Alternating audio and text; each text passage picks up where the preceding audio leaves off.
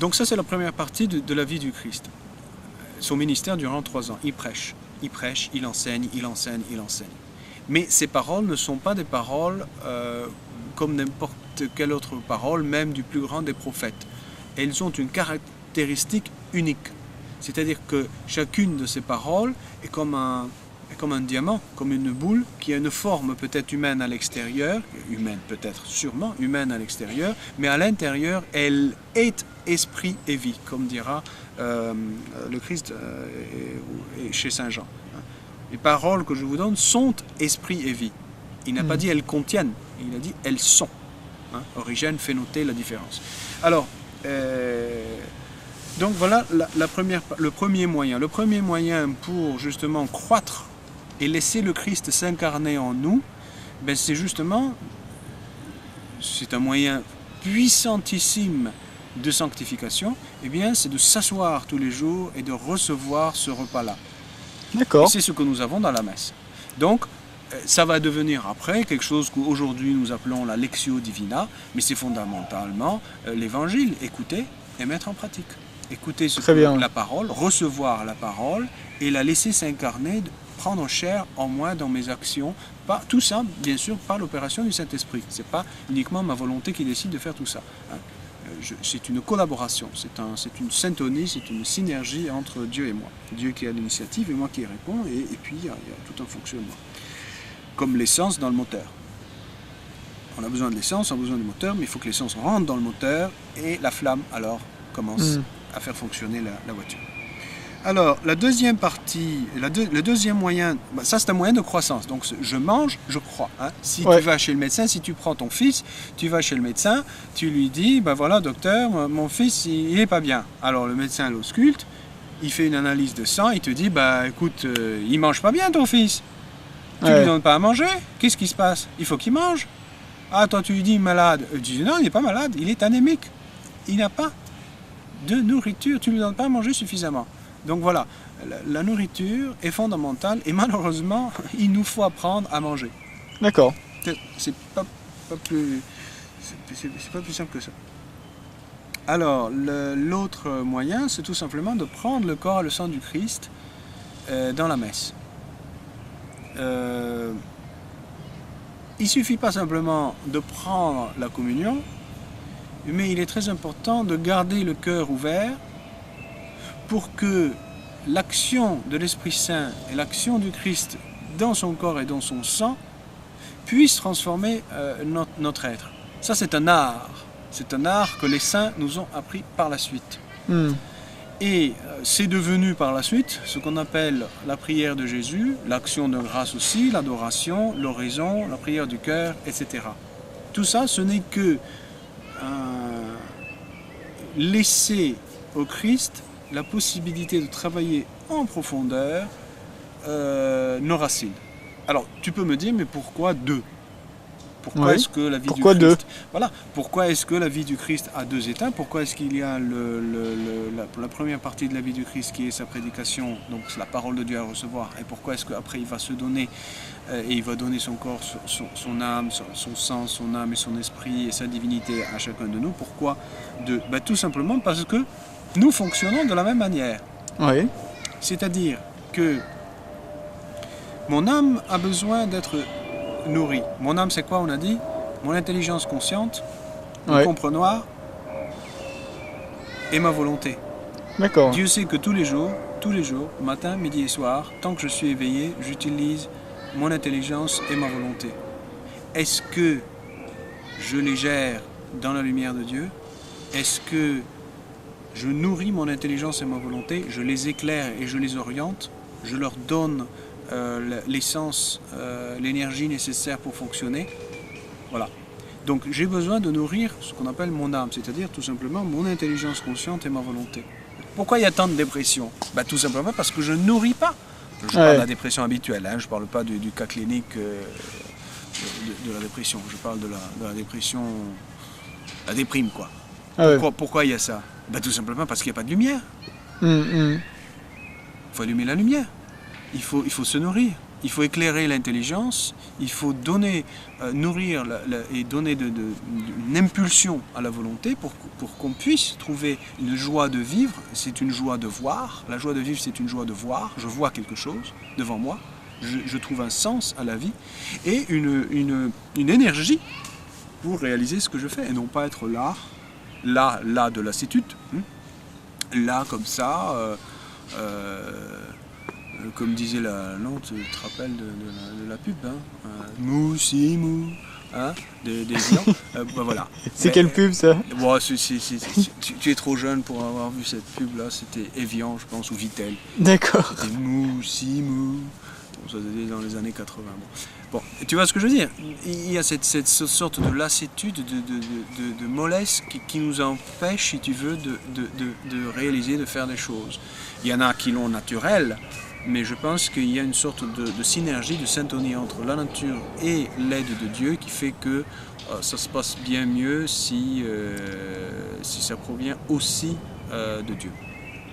Alors, voilà si tu veux, donc la nourriture dont on a besoin pour avancer, elle est liée aux besoins de l'âme et aux besoins de l'esprit.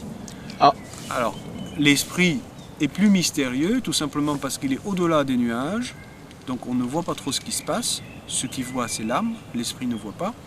Mais je pourrais prendre un exemple. Regarde ici, tu as un arbre. Alors, oui. Dans l'arbre, tu as, évidemment, pas besoin de moi pour le savoir, tu as la partie visible et oui, toute oui. une partie qui est invisible, qui est presque, je dirais, en miroir dans le fond, dans la terre, on ne la voit pas. D'accord. Donc tu peux imaginer des racines qui donc s'enfoncent dans la terre dans différentes directions, mais cet arbre-là ne peut pas exister sans ses racines. Ouais. Et cet arbre ne peut pas exister sans l'eau qui va nourrir ses racines. Eh bien, tout simplement, le Christ, dans l'Évangile, va prendre l'exemple de l'arbre plusieurs fois, et il va dire que le royaume de Dieu ressemble à une semence qui va devenir un arbre. Eh bien, l'être humain, c'est un arbre. Dans le sens que nous avons la partie visible de l'arbre, c'est l'âme, la partie consciente, c'est l'âme. Et là, je ne vais pas dire inconsciente, ou le subconscient, je vais tout simplement dire le supraconscient. C'est-à-dire plus haut que la conscience elle-même. Parce que tout simplement, le supraconscient, pourquoi est-il plus haut que la conscience? Tout simplement parce qu'il me permet d'entrer en contact direct avec Dieu. Donc ce n'est pas l'inconscient, le subconscient, on ne sait pas trop qu'est-ce que ça touche, d'où ça vient. Là, c'est beaucoup plus élevé et beaucoup plus profond que le simple inconscient. Ça me relie à Dieu. C'est pour ça que cette dimension-là de l'être humain, dimension anthropologique, c'est-à-dire la constitution de l'être humain, cette présence de racines, même si on ne les voit pas, elles existent. C'est ça qui est très important. Nous oublions une partie en nous-mêmes qui n'est pas visible et qui n'est pas l'inconscient, et qui pourtant existe et qui est vitale pour la vie spirituelle. Et c'est cette partie-là qui a besoin d'être nourrie. C'est pour ça que nous allons recevoir le corps et le sang du Christ. C'est pour ça que le Christ insiste en disant « Qui ne mange pas ma chair, ne boit pas mon sang », je cite ici Saint Jean chapitre 6, « ne demeure pas en moi ». Alors, moi je le dis à la négative, je pense qu'il a dit plutôt à la positive, c'est-à-dire il a dit « Qui mange ma chair et boit mon sang demeure en moi et moi en lui ». C'est-à-dire que les racines vont être imbibées dans l'eau. L'eau divine, l'eau sera en contact avec les racines et elle va pouvoir nourrir l'arbre. Et nous avons besoin de cette nourriture-là. C'est pour ça que toutes les personnes qui pratiquent l'oraison, la prière du cœur, la prière de Jésus, eh bien, elles touchent du doigt la différence énorme que cette prière va réaliser. Et cette prière provient tout simplement de la dernière communion qu'on a reçue, c'est-à-dire du corps et du sang du Christ que j'ai reçu, et face auquel je n'ai pas fermé mon cœur, j'ai gardé ou j'ai réouvert mon cœur pour qu'il travaille. Et là, ça demande quand même de se disposer, de se mettre pour recevoir, si tu veux. Il ne faut pas dire, bon, moi j'ai reçu, donc de toute façon ça va fonctionner. Non, ça ne fonctionne pas tout seul. Il faut que je réouvre mon cœur. C'est pour ça que le Christ va dire dans l'évangile de Saint Jean, demeurez en moi. S'il le dit, c'est que je peux faire quelque chose. Sinon, il ne l'aurait pas dit. Sinon, il aurait dit, mangez mon corps et puis le tour est joué. Non. Il a dit, mangez mon corps, buvez mon sang, mais il a ajouté, demeurez en moi. Ouais. C'est-à-dire que ça a un premier bénéfice dans les 3 minutes, 5 minutes qui suivent après la communion, mais pour pouvoir encore puiser de cette source, dans cette source-là, à cette source-là, eh bien, demeurez en moi, c'est-à-dire imbibez-vous de ce que je vous ai déjà donné. C'est pas fini. Hein. Et ça, Je suis plus riche. c'est l'oraison alors, la prière Voilà, du cœur. ça c'est l'oraison, qui est appelée aussi prière du cœur, qui est appelée aussi oraison mentale, prière de Jésus. C'est aussi équivalent, très proche de l'heure d'adoration.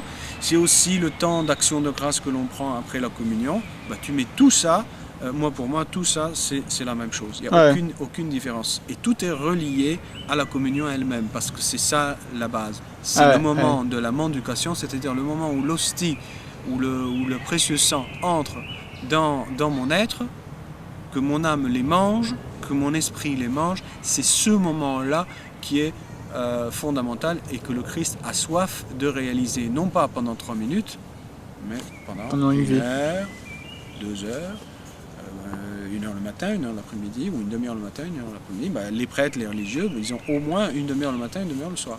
Qu'est-ce que tu préconises, toi, pour la Lectio Divina, l'oraison? Pratiquement, comment commencer? Quel est le rythme de croisière? Alors, d'abord, la Lectio Divina. Hein, donc, posons la question, qu'est-ce qu'on préconise pour la Lectio Divina? C'est-à-dire, comment se mettre tous les jours, se disposer pour écouter le Christ et digérer ce qu'il va nous dire.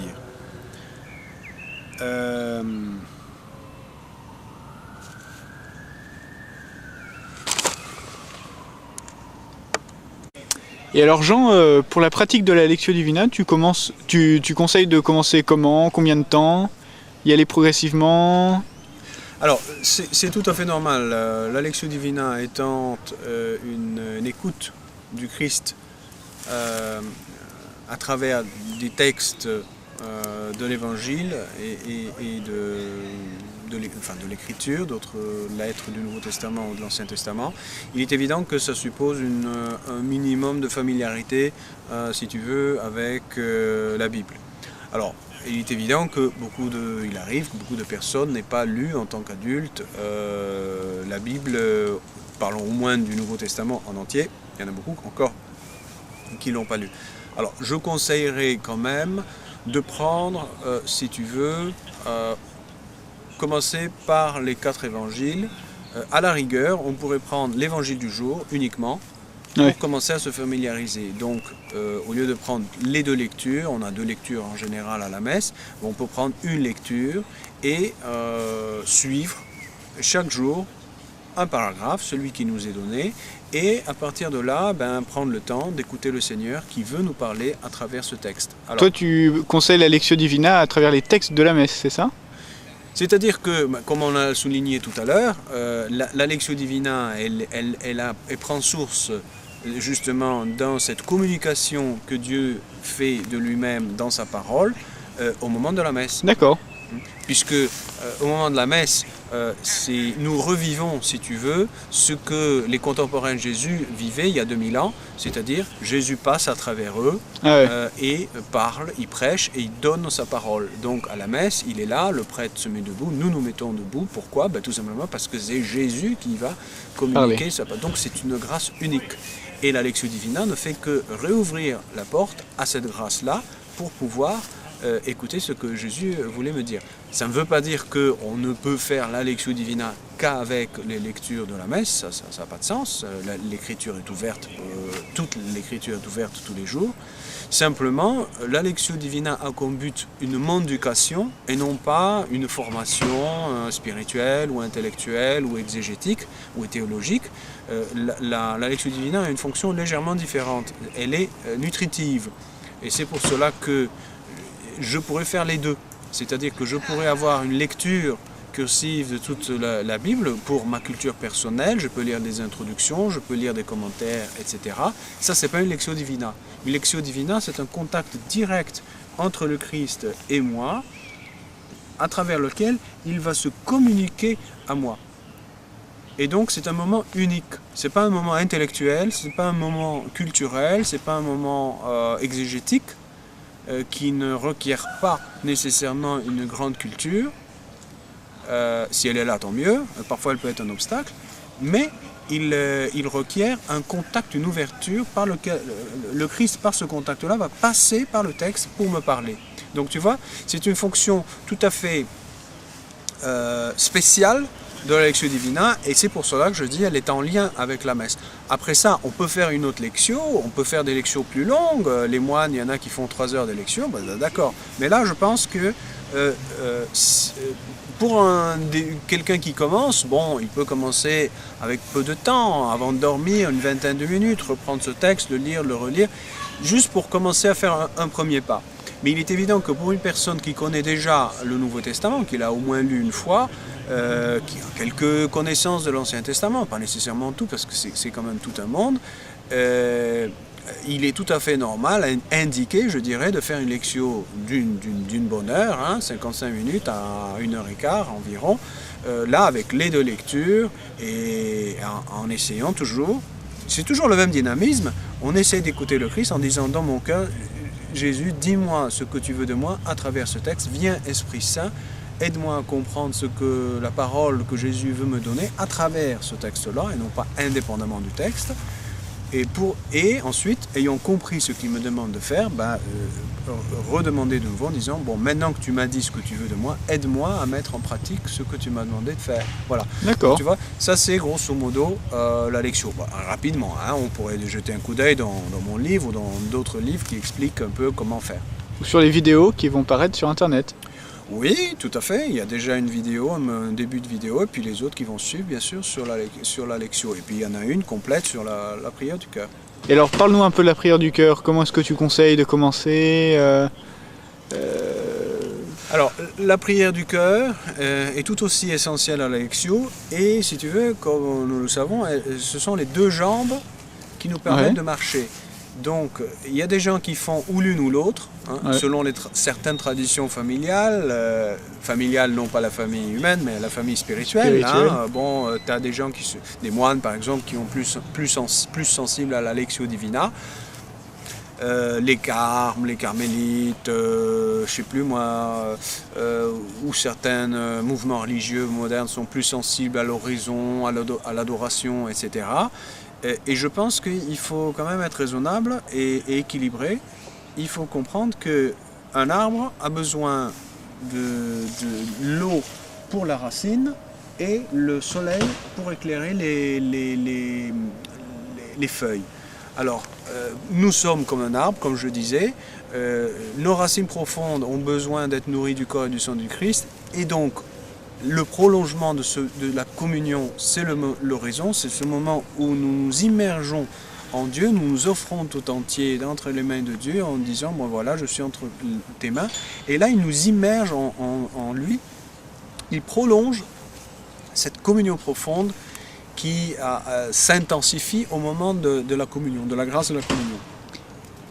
Et aussi, ça c'est l'oraison ou la prière du cœur, et de l'autre côté il faut nourrir aussi comme on l'a dit sur la Lectio Divina, il faut nourrir aussi l'intelligence et la volonté et la partie consciente de l'être humain, c'est-à-dire la partie visible de l'arbre qui se nourrit du soleil. Le soleil est visible, on le voit dans notre cas ici de l'arbre, et il éclaire par la photosynthèse les feuilles qui se transforment en énergie, qui nourrit l'arbre, qui va nous donner des fruits. Nous, c'est tout à fait pareil. On a besoin, pour vivre tous les jours, d'avoir un éclairage de l'intelligence, une transformation de l'intelligence en Dieu et une impulsion dans la volonté pour qu'on puisse mettre en pratique la parole de Dieu. Voilà, donc il faut les deux si tu veux, mais à des moments séparés. Or, très souvent, encore aujourd'hui, il y a une sorte de flou qui existe encore. Alors il y a des gens qui disent bon, moi je vais donner une demi-heure ou 1 heure à Dieu, mais ça reste un peu mélangé, c'est-à-dire qu'on fait un peu lectio et un peu oraison. Je serais plus de tendance à distinguer comme on le fait pour la messe. D'accord. La première partie de la messe, c'est la parole de Dieu. La deuxième partie de la messe, c'est le corps et le sang du Christ. On ne mélange pas les choses, même si ça communique tout à fait. Tout à fait. J'ai besoin pour ma lectio d'avoir une bonne vie d'oraison, et j'ai besoin pour ma vie d'oraison d'avoir une bonne lectio. Prenons un exemple très simple, si tu le permets. Oui. Dans l'évangile de Saint Jean, le Christ va dire « Qui m'aime va mettre en pratique ma parole. Mon Père l'aimera. C'est très intéressant. Et nous viendrons chez lui et nous ferons de lui notre demeure. Hein? Jean 14, 23, si je ne me trompe pas.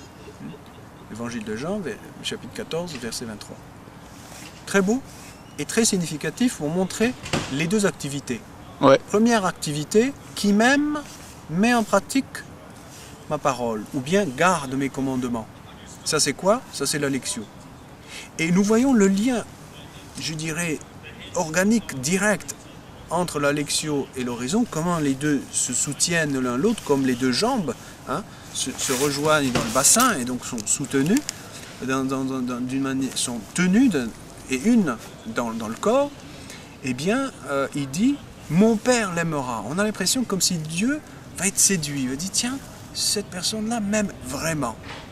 M'aime vraiment, pourquoi? Parce qu'elle a voulu écouter ce que je lui dis et elle le met en pratique.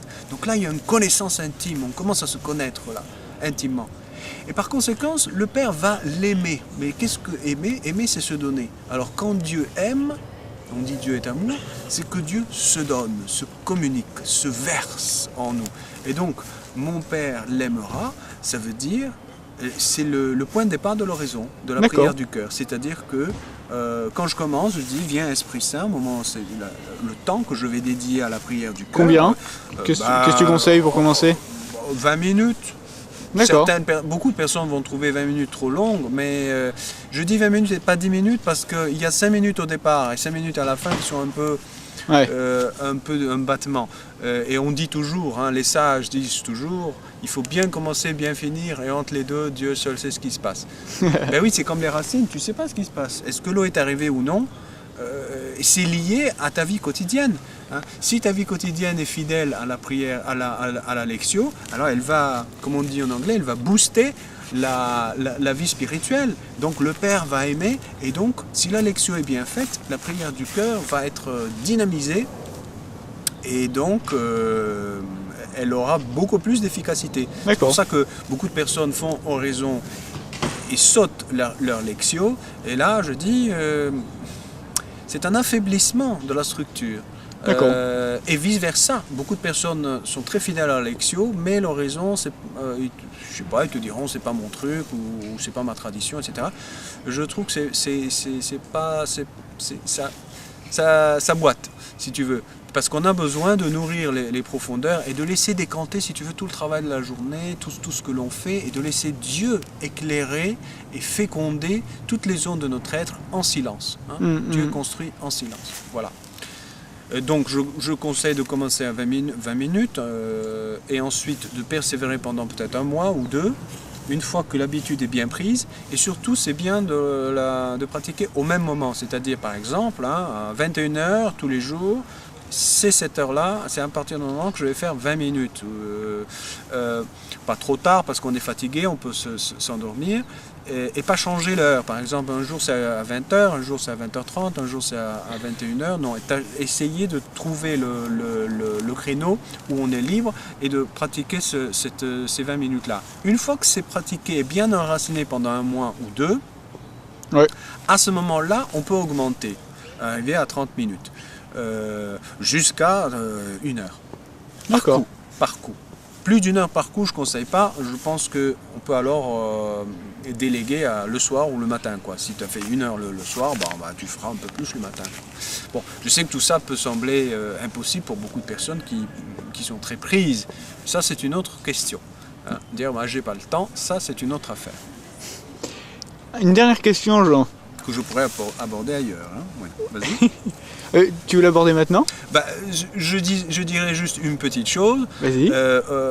Quand on pense ne pas avoir le temps, il ne faut pas avoir peur de le dire à Dieu. D'accord. C'est-à-dire il faut que ça se transforme en prière.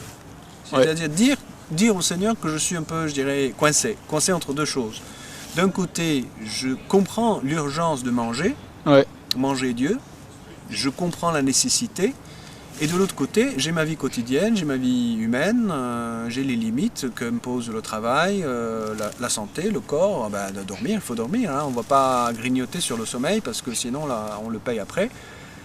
Et donc, il faut transformer cette sorte de perplexité en prière et dire Seigneur, voilà, je suis là comme un petit enfant, sincèrement, je te dis, je comprends le besoin et la nécessité de manger tous les jours, de prendre le temps de t'écouter dans la lectio et dans l'horizon, qui sont là, vivre la messe tout simplement, mais je n'ai pas le temps, mais je te demande de réorganiser ma vie et je me mets totalement entre les mains. Cette prière-là est très puissante. Qui veut la mettre en pratique verra les conséquences. Merci. Positives. Dernière question. Oui. Est-ce que tu pourrais nous dire 2 mots? Je sais que ça pourrait prendre des heures, mais là, essayez de résumer en quelques mots le rôle de Marie dans la Lectio Divina et le rôle de Marie dans l'oraison. D'accord. Alors, comme nous le disions tout à fait au début, Marie est celle qui a le mieux écouté le Christ et mis en pratique sa parole, le mieux connu et aimé le Christ. Et je reprendrai le passage d'Ézéchiel 16, au chapitre 16, 36 ou 16, je ne me souviens plus, où il est dit « Je changerai vos cœurs, j'ôterai votre cœur de pierre, je mettrai un cœur de chair, et dans ce cœur de chair-là, je mettrai mon esprit. Et vous vivrez. » Et là, il y a tout le secret de la vie spirituelle. Et notre problème, c'est que notre cœur est un cœur de pierre, c'est-à-dire dans le sens biblique, c'est un cœur qui ne se laisse pas faire facilement par Dieu, c'est un cœur qui est un peu rebelle, un cœur qui n'est pas habitué à je veux dire, co-gérer sa vie avec quelqu'un, c'est-à-dire notre cher Jésus. Et donc, il y a une sorte de résistance, il est un peu cassant, si tu veux. Et donc, on a besoin que notre cœur de pierre devienne un cœur de chair. Et j'ai envie de dire que le meilleur cœur de chair est le cœur de Marie. Et donc, nous avons besoin que notre cœur passe d'un état de pierre à un état de chair, par le travail, bien sûr, de transformation. C'est pour cela que nous demandons toujours au Seigneur, donne-moi un cœur comme celui de Marie pour pouvoir t'écouter. Comme celui de Marie au moment de l'Annonciation. Hein. Le moment de l'Annonciation, je dirais, c'est le moment le plus beau, le plus simple, le plus clair, le plus évident, où nous recevons la parole de Dieu. Marie reçoit la parole de Dieu. Ben, il y a, je dirais, une petite Annonciation tous les jours. On ne va pas recevoir le Verbe de Dieu complet en nous, mais on va recevoir une bouchée ou un repas du Verbe de Dieu qui est sa parole, qui est esprit et vie. Voilà. Donc, dans ce sens-là, Marie est non seulement à imiter, mais j'ai presque envie de dire, laissez Marie être et se développer en nous. Par le baptême, il y a le corps de Jésus. Nous recevons Jésus et son corps, et j'ai envie de dire que la partie essentielle du corps de Jésus que nous recevons dans le baptême, c'est Marie elle-même. Et elle a besoin de se développer. Dans le baptême, nous recevons le sujet et l'objet de la foi. Le sujet de la foi, c'est nous, c'est le croyant. L'objet de la foi, c'est Jésus lui-même en tant que tête. Et donc nous recevons les deux. Nous recevons le corps du Christ et nous recevons le Christ tête aussi, la tête du Christ. Et le corps du Christ, c'est tout simplement, j'ai envie de dire, c'est Marie. Le meilleur corps du Christ, c'est Marie. C'est ce que dit d'ailleurs le Concile quand il parle de la Vierge. Il dit, l'Église contemple en Marie ce qu'elle souhaite être, ce qu'elle souhaite devenir. Elle contemple en Marie la réalisation finale de ce qu'elle souhaite être. Donc on a déjà, je dirais, la promesse du futur, elle est déjà réalisée dans la personne de Marie. Et c'est pour cela que nous voulons ressembler à Marie, et plus que ressembler, cette petite semence du baptême, la laisser se développer en nous, donc laisser Marie, cette réceptivité, cette écoute, toutes les caractéristiques du sujet de la foi, le sujet, comme en psychologie, il y a le sujet et l'objet, le sujet qui se développe, et donc nous devenons des croyants en Marie, par Marie, nous laissons Marie se développer en nous. Voilà, ça c'est pour la Lectio. Alors, la Lectio Divina, à l'école de Marie, mais je dirais tout simplement à l'école de l'Église, c'est une manière de la faire, mais je dirais c'est une manière d'église de la faire, dans le sens qu'elle est basée sur une écoute du Seigneur à travers les 2 lectures ou les 3 lectures de la messe. Dans chaque messe, dans chaque Eucharistie, nous avons au moins 2 lectures. En semaine, nous avons 2 lectures, l'Évangile et une autre lecture qui est prise soit de l'Ancien Testament, soit du Nouveau Testament. Et les dimanches, nous avons 3 lectures. Et bien sûr, à ces lectures-là, nous s'ajoute aussi le psaume. Alors, avec ces lectures-là, Dieu nous parle. Et donc, le point de départ de la Lectio Divina, c'est cet acte de foi dans le fait que Dieu veut nous parler, le Christ veut me parler à moi tous les jours.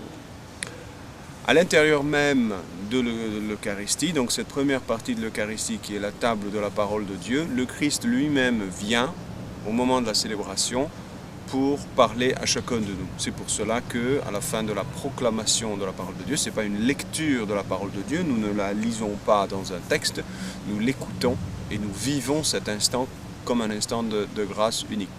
Et donc le Christ est présent et c'est pour cela que nous disons parole de Dieu. Donc nous reconnaissons que ce qui a été dit, ce n'est pas simplement une lecture, mais nous vivons, nous célébrons la parole et le Christ est présent. Alors, ceci est une grâce qui est donnée à tout chrétien et la Lectio Divina ne fait que reprendre et puiser à cette grâce. Elle reprend cette grâce-là, elle ne la laisse pas tomber et elle considère que il est bon de reprendre les lectures du jour et d'écouter le Christ. Donc d'une certaine manière, mentalement, nous, avec notre cœur, nous revenons à cet instant où le prêtre ou le diacre proclamait l'Évangile, à l'instant où le lecteur lisait un passage, soit de l'Ancien Testament, soit du Nouveau Testament. Ce moment célébratif, cette action de la grâce, cette présence de Dieu agissante, eh bien, nous reprenons ce moment-là à la maison en tout simplement ouvrant les 2 textes et en tâchant d'écouter le Christ qui nous parle. Alors cette activité, cette écoute, cette mendication, c'est-à-dire le fait de manger la parole de Dieu, d'écouter et de mettre en pratique, écoute et met en pratique, voilà je dirais l'essentiel de l'Évangile, c'est d'écouter la parole que le Christ me donne aujourd'hui. Eh bien cette activité-là, elle a besoin d'un temps, elle a besoin d'un lieu, et elle a besoin de tout notre être pour qu'il soit présent. Et donc nous imitons d'une certaine manière Marie, qui à l'Annonciation écoute le message de Dieu et va engager toute son intelligence, toute sa volonté, toute sa liberté, tout son être pour dire oui, pour répondre, pour correspondre à cette parole et donc permettre à Dieu de s'incarner. Et donc en un certain sens, la Lectio Divina est une petite annonciation, petite parce que tout simplement ce n'est pas tout le Verbe de Dieu qui s'incarne en nous d'un coup, mais c'est une bouchée ou un repas par jour qui va s'incarner, va transformer notre être. Donc s'incarne, se transforme, élargit, éclaire et aussi guérit la volonté qui a besoin de suivre ce que Dieu nous demande. Comme Saint Paul, nous éprouvons en nous cette cassure profonde entre ce que nous savons être bon et au point de vue pratique, le corps, la volonté qui ne suivent pas. Eh bien, la Lectio Divina, par l'action de Dieu qui veut guérir un point aujourd'hui, eh bien, nous réconcilions notre intelligence avec Dieu, mais aussi notre intelligence et notre volonté, tout ça sous l'action de la grâce de Dieu. Alors, comme je disais, il faut un temps, c'est pas en 3 secondes que nous prenons notre repas, nous prenons 30 minutes, et bien dans le cas de la Lectio, c'est environ une petite heure, donc 55 minutes, de 55 minutes à 1h15 maximum. Pourquoi ce temps de temps? Tout simplement parce que c'est le temps que la parole prend pour justement s'incarner, devenir claire et aussi se mettre en pratique en nous. Alors, comment faire pratiquement? Eh bien, tout simplement, choisir un moment, de préférence le matin, si c'est possible, en solitude, pour se libérer totalement de cœur, d'esprit, d'horaire, d'engagement, que pour le Seigneur, comme si rien n'existait plus, qu'il n'y avait plus que le Christ devant nous qui voulait nous parler. Et donc, dans ce sens, nous puisons dans la grâce de la messe du jour. Et au lieu de laisser tomber cette occasion, eh bien nous la prenons, nous la saisissons pour justement en profiter. Et donc là, dans la solitude, à la maison, dans notre chambre ou dans notre bureau, si nous en avons un, eh bien nous prenons le missel ou bien les deux lectures. Il y a un petit calendrier liturgique qui se vend un peu partout dans toutes les librairies chrétiennes, qui nous indique les deux lectures du jour, l'évangile et puis l'autre lecture avant. Et puis nous prenons notre Bible, eh bien, et nous lisons les deux passages, et uniquement les deux passages du jour, parce que ce sont ces deux passages-là que le Christ va utiliser pour me parler à moi.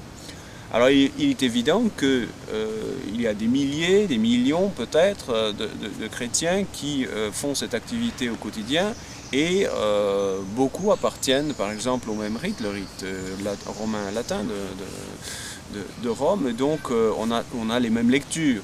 Alors ça veut dire quoi? Ça veut dire qu'on aura tous le même message? Eh bien non, évidemment, puisque ce dont j'ai besoin aujourd'hui est différent. Et donc le Christ va me donner ce dont j'ai besoin aujourd'hui. Et ce qui est fantastique, ce qui est vraiment unique et caractéristique de la parole de Dieu, c'est qu'elle est capable de s'adapter, de marcher avec moi, comme disent les pères de l'Église, de marcher avec moi, de se mettre à ma mesure et de me donner la nourriture dont j'ai besoin aujourd'hui. Donc la parole va venir marcher avec moi et me tenir par la main et me donner ce dont j'ai besoin. Et c'est ça ce qui est formidable, c'est que les deux lectures vont en quelque sorte, le Christ va utiliser les deux lectures pour me parler, et donc un mot dans une lecture ou un verset, et dans l'autre lecture, pareil, ou un mot ou un verset, il va les utiliser pour me dire un seul message, une seule lumière, qui en fait me touche quelque part dans mon être, touche un lieu obscur en moi, et essaye est souligné par le Christ. Il met son doigt sur une zone de ma volonté qui est malade, et qu'il veut guérir et transformer. Et donc, ce qui est très beau, c'est que les deux textes ne vont être le canal que d'un seul message, puisqu'il n'y a que le Christ et moi dans cette rencontre. Donc, en fait, il va me donner qu'un seul message.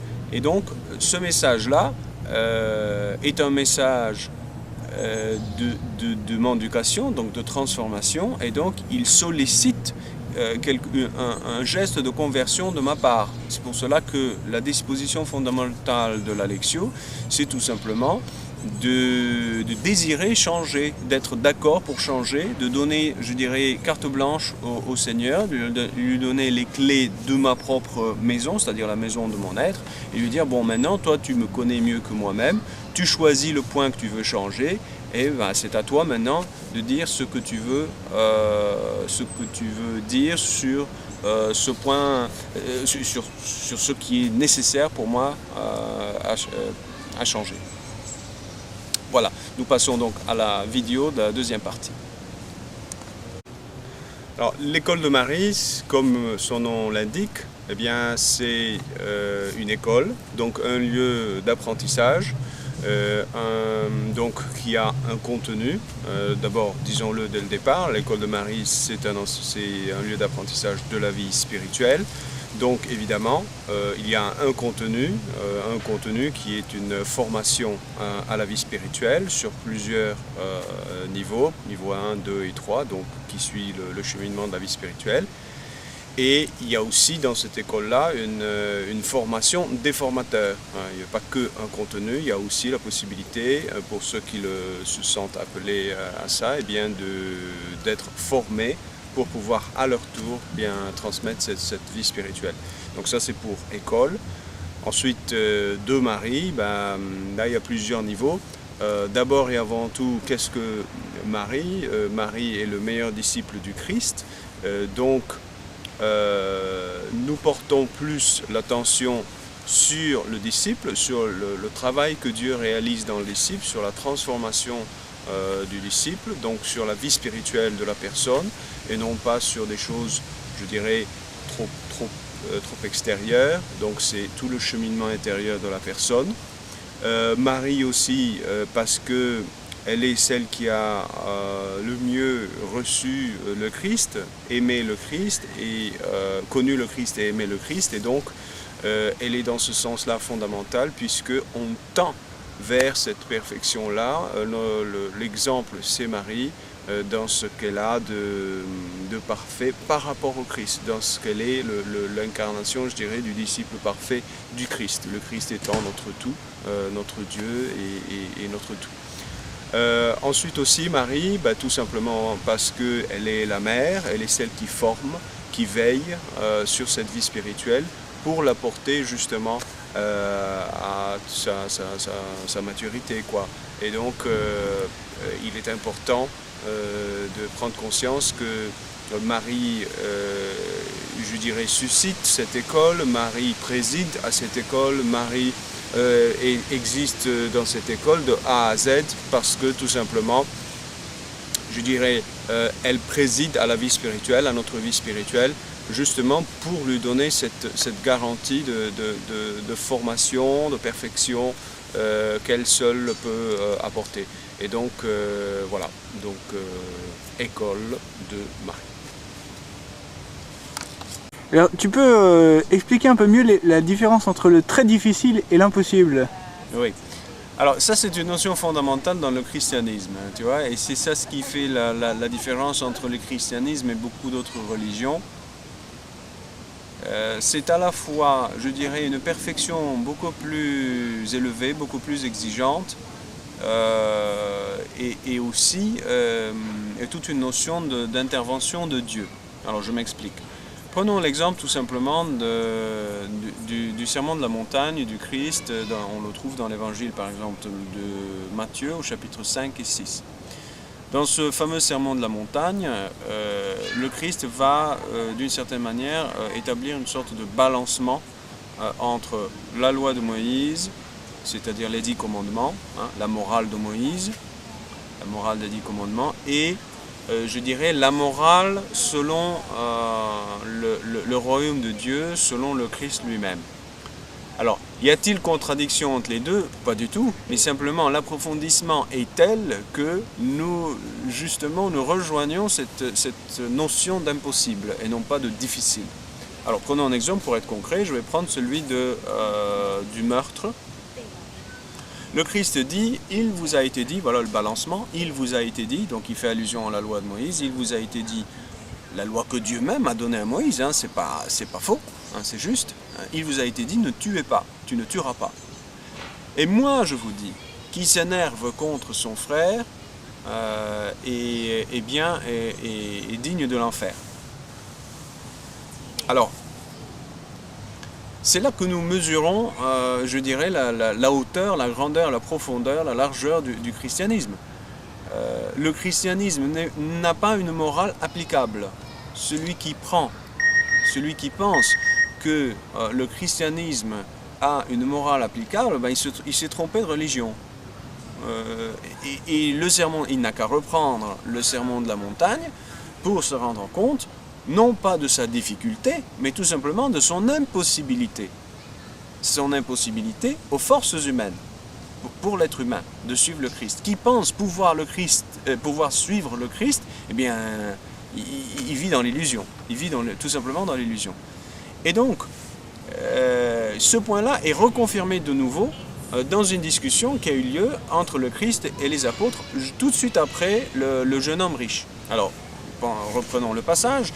Dans Matthieu et puis dans les autres évangiles, il y a l'histoire du jeune homme riche. Alors c'est un jeune homme qui se présente au Christ, s'agenouille, lui demande, il lui dit, Seigneur, Maître, dis-moi ce que je dois faire bien, pour trouver le bonheur, là, pour trouver la vie éternelle. Eh bien le Christ, il ne commence pas par lui donner la morale chrétienne, la morale du royaume, ce que lui apporte de spécifique, pas du tout. Il commence progressivement. Et donc il ratisse en revenant en arrière vers Moïse. Il lui dit, est-ce que tu as observé les commandements? Donc vous voyez, le Christ ne saute pas tout de suite sur la chose. Le jeune homme lui dit oui. Alors attention, il dit oui selon les critères de Moïse, les critères, je dirais, humains. et non pas divin. Alors le Christ à ce moment-là le regarde et l'aime, hein, l'évangile le dit, il le regarda, il l'aima, et c'est là, à partir de ce moment-là, que va naître, je dirais, tout ce qui est spécifique au christianisme, à la foi chrétienne, au royaume de Dieu, à la spiritualité chrétienne, et non pas simplement à la morale chrétienne. Parce qu'une morale séparée de la spiritualité, ce que je suis en train de dire, démontre je dirais, la stérilité. Alors, le Christ va l'aimer, et c'est à partir de là que va naître, je dirais, l'appel spécifique du Christ, et il va lui dire, laisse tout ce que tu as, vends tout ce que tu as, donne l'argent aux pauvres, viens, porte ta croix et viens à ma suite. Alors nous connaissons la suite, c'est que le jeune homme s'en revint triste, et l'évangile continue, car il avait de grands biens. Alors c'est très facile de dire, mais lui il avait de grands biens, lui il est riche, mais moi peut-être que je suis je sais pas moi, je suis pauvre, hein, je suis pas un riche. C'est trop facile de dire ça, parce que la richesse, c'est pas uniquement la richesse de l'actuel avoir, mais c'est aussi la richesse de l'actuel désir. Je peux voir, je sais pas moi, une belle voiture et dire, ah j'aimerais bien avoir cette voiture-là, mais je sais très bien que je l'aurai jamais. Mais là, je suis encore riche, parce que je suis riche de désir, etc., etc. Une maison, un boulot, tout ce qu'on veut. Donc, c'est trop facile de dire, ah mais lui il est riche, moi je suis pauvre, donc moi je peux suivre le Christ, c'est plus facile. C'est pas tout à fait juste. Alors, ce qui est très intéressant, c'est de voir ce qui va se passer par la suite. Le Christ, le jeune homme s'en va, se retourne vers les apôtres, et il y a un dialogue qui va commencer avec les apôtres. Et le Christ va encore, je dirais, empirer la situation. C'est-à-dire qu'il va dire, celui qui doit me suivre, il doit renoncer à lui-même, renoncer à toutes ses affections les plus chères, hein, à toutes les relations les plus chères, donc je sais pas moi, le père, la mère, les enfants, la femme, le mari, etc. Il doit se renier lui-même, prendre sa croix et me suivre. Alors, c'est là alors le point, je dirais, le point décisif, c'est que Pierre, au nom de tout le monde, au nom des apôtres, au nom de chacun de nous, va dire quelque chose de profondément évangélique. Il va dire, mais qui peut alors être sauvé? C'est-à-dire, qui peut, si ce sont celles-ci les conditions pour te suivre, eh bien, qui peut être sauvé? Et voilà la réponse. Quand il dit ça, c'est qu'il a laissé la lumière des exigences du Christ le traverser, mais de haut en bas. Il n'a pas dit, ah oui, je peux peut-être à la rigueur ne pas tuer, mais enfin bon, m'énerver de temps à autre, ça fait pas de mal. Il n'a pas dit ça. Il a laissé l'exigence de même s'énerver ou de désirer la femme de l'autre ou tout ce qui est la profondeur du cœur humain, de la faiblesse du cœur humain. Il a laissé la lumière du Christ le pénétrer jusqu'en ces profondeurs-là, jusqu'en ces obscurités de chacun de nous. Et c'est pour cela qu'il a dit, et qui alors peut être sauvé? Et c'est là qu'arrive la réponse de Christ. Eh bien, ceci est impossible à l'être humain. C'est possible uniquement à Dieu. Alors, vous voyez que le Christ n'a pas dit, bon, peut-être avec un peu d'exercice, on va y arriver. Hein, ou alors, je sais pas moi, telle catégorie de personnes est capable de le faire, mais cette personne-là, bon, bah, c'est désespéré, il n'y arrivera jamais. Non. Il a mis tout le monde dans le même sac, il a dit c'est impossible à l'être humain. Mais, c'est possible à l'Esprit Saint, c'est mon projet à moi sur l'être humain, je suis capable de purifier le cœur de l'être humain. C'est pour cela que l'entreprise chrétienne n'est pas une morale, mais elle est d'abord une purification du cœur afin de pouvoir suivre le Christ, non seulement extérieurement, mais aussi avec le cœur. Donc tous les sentiments, toutes les pensées les plus secrètes, et bien pouvoir aussi suivre le Christ. Donc nous voyons bien que cette œuvre de transformation que le Christ est venu apporter, cette œuvre de divinisation-là, eh bien le grand maître de cette œuvre, c'est l'Esprit Saint. Voilà. Donc on voit bien la coupure nette entre le difficile ou le très difficile et l'impossible. Hein? Ben, quand on compare le christianisme avec d'autres religions, Quand on compare cette morale, je dirais, entre guillemets, du sermon de la montagne avec d'autres morales, on peut dire, oui, c'est vrai, le christianisme, c'est très beau, c'est fabuleux, mais en contrepartie, bonjour, où est l'application? Qui peut ne pas s'énerver? Qui peut prétendre pouvoir se purifier lui-même pour suivre le Christ? C'est tout simplement impossible, c'est pas difficile, c'est pas donné à certains saints, nous sommes tous dans le même sac. Voilà. Merci. Et Jean, pourrais-tu nous parler de cette purification profonde du cœur? Alors, la purification, si tu veux, est une œuvre totalement nécessaire. C'est pour cela que le Christ va dire aux apôtres, vous ne pouvez pas me suivre. Vous avez besoin d'être purifié en profondeur. Et c'est après et grâce à cette purification-là que vous pourrez me suivre. Mais ceci n'advient pas comme ça de but en blanc. Il y a d'abord une première étape, si tu veux, qui dure environ, je pense, c'est une manière approximative de parler, environ 2 ans et demi, plus ou moins, dans la vie des apôtres.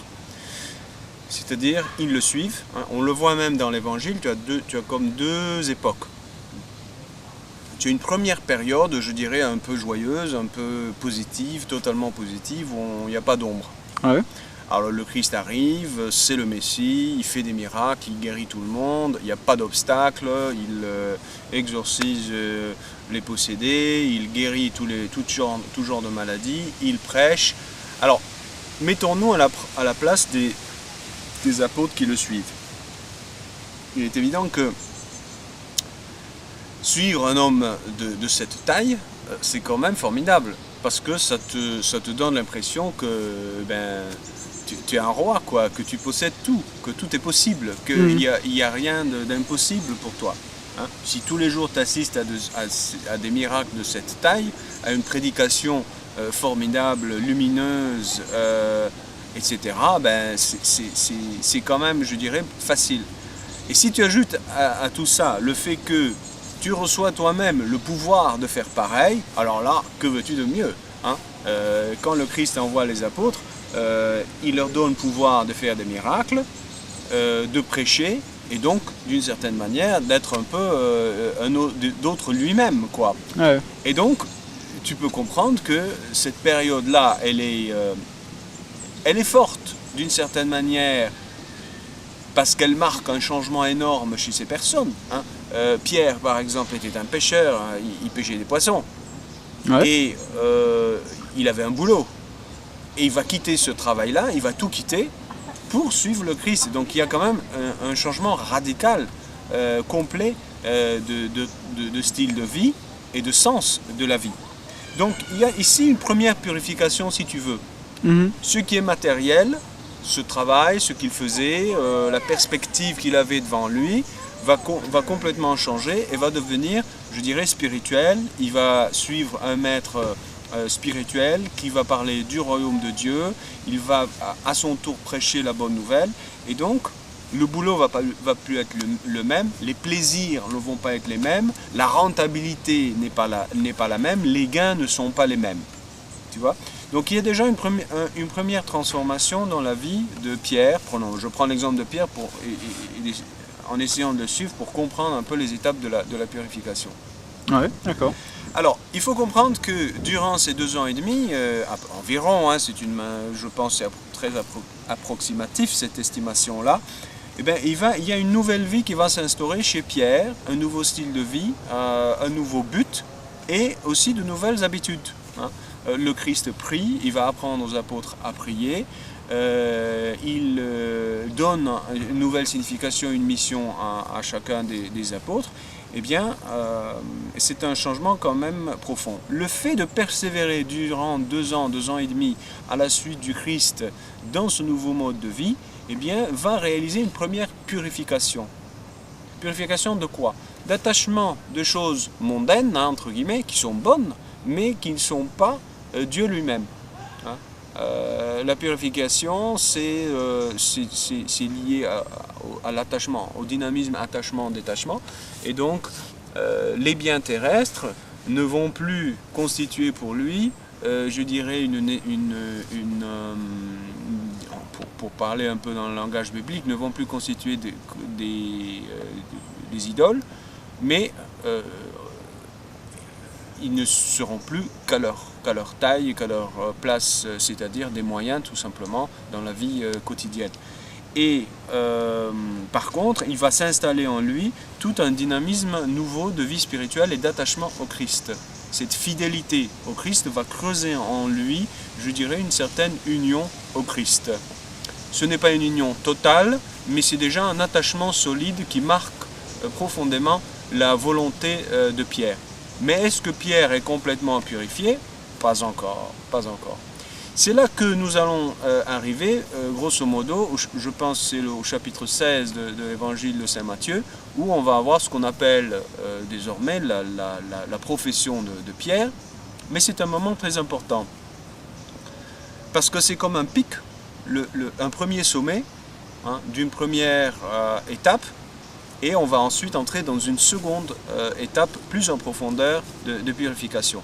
Alors, à ce niveau-là, au moment, donc après qu'un certain temps soit passé, je dis grosso modo 2 ans et demi, le Christ un jour pose la question à Pierre et il lui dit, selon vous, selon toi, qui suis-je?